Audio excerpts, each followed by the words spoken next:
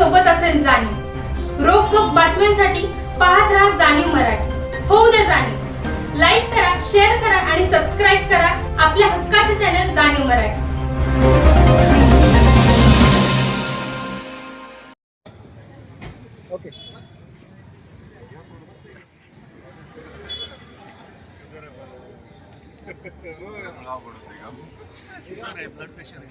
Okay आज या ठिकाणी जे आपण त्यांचं आंदोलन आणि उपोषण या ठिकाणी जे सोडवत आहे, नगरपालिकेसाठी त्यांनी ज्या मागण्या मांडल्या होत्या त्या मागण्या आपण या ठिकाणी मान्य केलेल्या आहे। मागील 1 महिन्यापासून त्यांचा या विषयावरती पाठपुरावा चालू होता।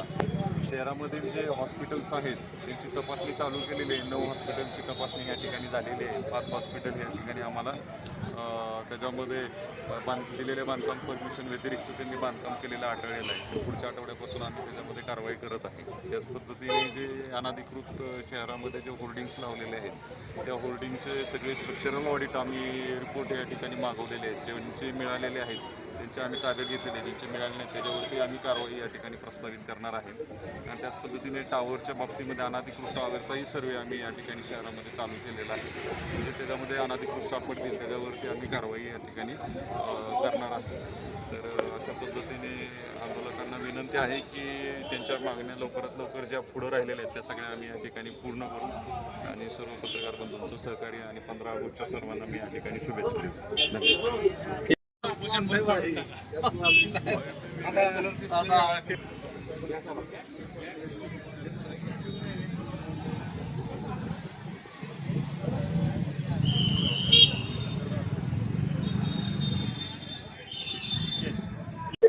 आज या ठिकाणी आंदोलनाचा 5वा दिवस होता आणि 5व्या दिवशी आंदोलनाचा यश आलेला आहे। आंदोलनाच्या सर्व मागण्या शासनाने मान्य केलेल्या आहेत। सगळ्यात महत्त्वाची आनंदाची गोष्ट सांगतो आपल्याला की 108 ॲम्ब्युलन्सची सुविधा यासाठी जे आपण आंदोलन केलं होतं, सातारमध्ये फक्त 32 ॲम्ब्युलन्स होत्या।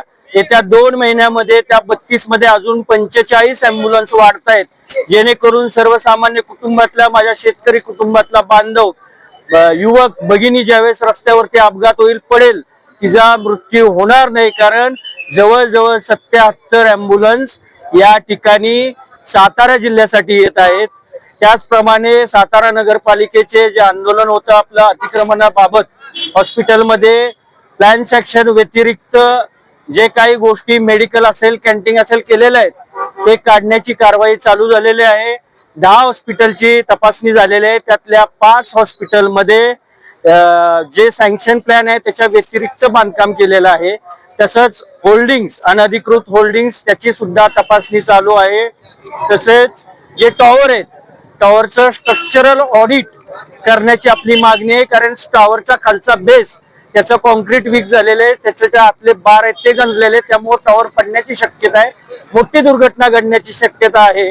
तर हे सगळे प्रश्न असतील, मॅप्रोचा प्रश्न असेल, मॅप्रोनी एक लाईन स्वतःसाठी वापरायला घेतलेली आहे रस्त्याची, त्या संदर्भात सुद्धा आम्ही हे केलेले आहे। मॅप्रोवरती सुद्धा कारवाई होणार आहे। त्याचे आउटलेट जे रस्त्याला लागून आहे ते नेहमीप्रमाणे रस्त्याच्या आत जावं ही आमची मागणी होती। या सर्व मागण्या आणि अशा बऱ्याच मागण्या, सगळ्या मागण्या आमच्या मागण्याला यश आलेलं आहे।